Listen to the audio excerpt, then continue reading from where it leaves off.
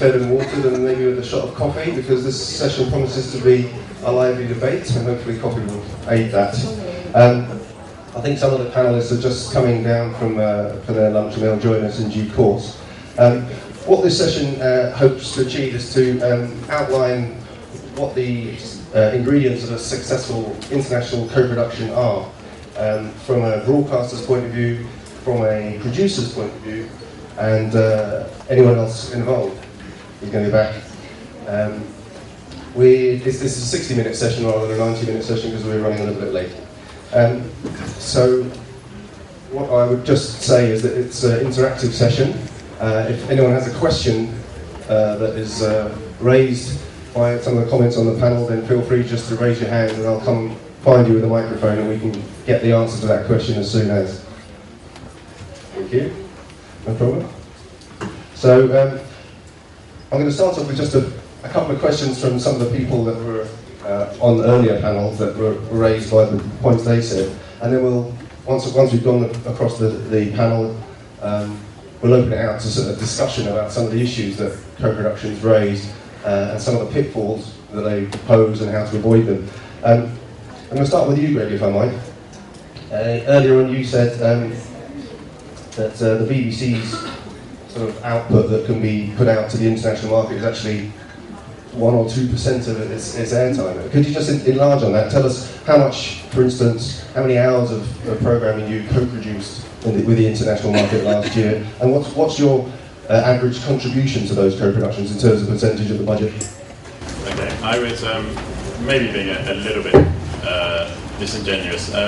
We do more than 2%. I was talking specifically about my strand, which is called Storyville, which airs on BBC 4. We do 25 films a year of 60 to 90 minutes. And we, every single one of them is a co-production. We don't have enough money, sadly. We're too poor to pay for things fully. So every single thing we do is with another broadcaster, and the amount we put in.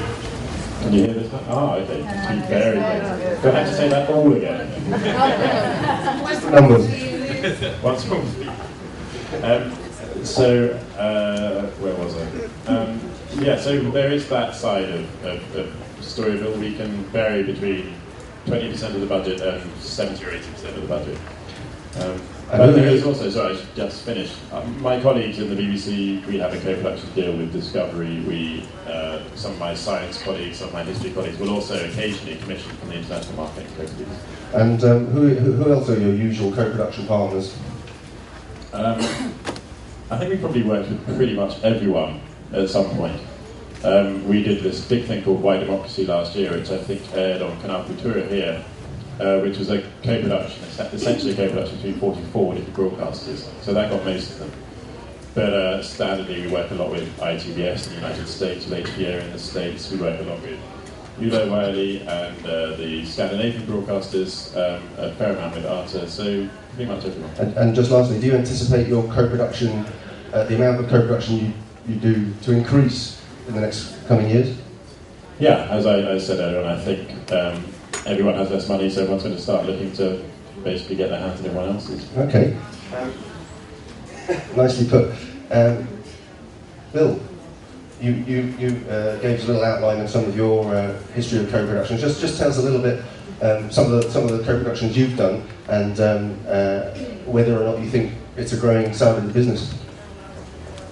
Well, as everybody has said, co-production is a necessary evil because if everybody had their druthers, they would like to have one big pot of money drop in their lap and not have to bother pleasing a whole bunch of others.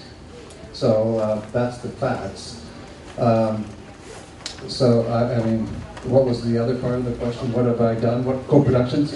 Well, I was saying to people at lunch, tomorrow is the anniversary of my entry into the film and television business. And Sorry, which anniversary? It's my 45th year of being in this wonderful business. You're still in it. I'm still doing it. I'm still smiling even. And in fact, last year I did Last year I did a production, which actually, I'm going to say, won Best Canadian Program of the Year at Banff Television Festival for the film board, and I did it with my daughter. She was the producer and wrote the checks. So not only am I a great executive producer, I'm a half-decent father. God, I can't believe it. Okay. Anyway, so what it was, how many different co-productions? Oh boy, for a while, for about 12 years, I was living in London, working for a consortium of PBS station, and I'm Canadian. So I was doing co-productions all over Europe. Okay, so your experience will be invaluable. Yes, I did a Viking saga for Nova and SVT. I did Channel 4 and PBS Houston on the space station. Okay. So, it goes on and on. All right, well, when your experience from those co-productions will come in when we're talking about the issues, if that's all right. Okay. Harry, the questions I posed to Greg, how much do you spend on co-production every year, and is it going to grow? I think we do something like 30 to 40, and I'm afraid for us it's not going to grow. I hope we'll keep that level, but I'm a little bit skeptic. Maybe we lose something, but let's hope that we can keep it. But the money we invest is not that much, but because of the European system, the EU media money, it's very important for the producers to have the partner in Scandinavia, and that's why they like us. And how much do you usually contribute to the budget of a co-production? Very little. I remember when Eve asked it in Sunnyside, and Ika answered that something between 1,000 and 6,000 euros per project. It was completely silence in the hall. Okay, moving quickly along. 10,000 from YLE. Good old times. Yeah, that was the golden age. Carla, you've just done a co-production deal with the BBC, I believe. Well, in fact, it's not a co-production deal. We represent BBC for their formats here in Brazil, and anytime that we sell the formats, then we're going to do co-productions. So when you produce a local version of a BBC format, it will be a co-production with Worldwide. It's going to be a co-production with Worldwide and with the local channel here in Brazil. And what's driving you to co-production? Well, many things. In fact, when we talk about, not talking about BBC, but basically, we are co-producing a lot with pay TV channels here in Brazil, especially about documentaries. For this, the Ancine money have helped a lot.